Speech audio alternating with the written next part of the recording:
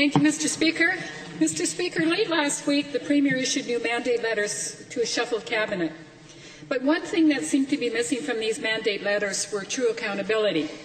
The Government of British Columbia announced that if the provincial budget was not balanced, then 10% of the ministerial salary goes back to the taxpayers.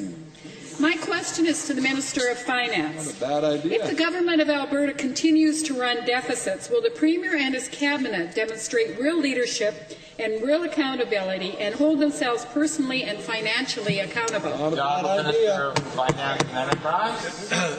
Mr. Speaker, I'd remind the honourable member that we've already done that, and she actually was a member of the party when that decision was made. Well, member.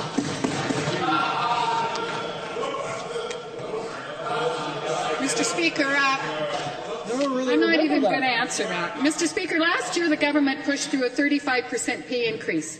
Then the government turns to frontline agencies that help people with developmental disabilities and pressures them to break their contracts. Mr. Speaker, my question is to the Minister of Seniors and Community Sport. How can she accept a 35% pay increase but try to force some very lean service providers to accept another broken contract? The Honourable Minister.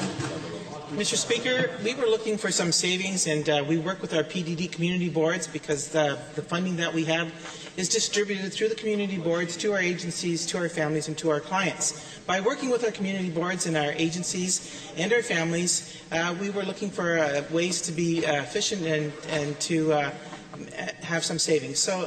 But at the same time, there was no vital services cut to any of our PDD clients. The Honourable Member.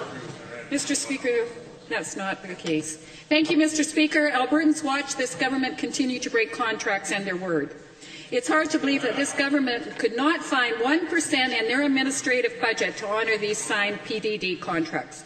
Would the minister show real leadership and find 1% in her own administrative budget to protect PDD agencies? The Honourable Minister. Mr. Speaker, all PDD contracts were honoured. Only contracts that were agreed to were altered, and we have found the savings within administration and with the help of stakeholders, families, and service agencies.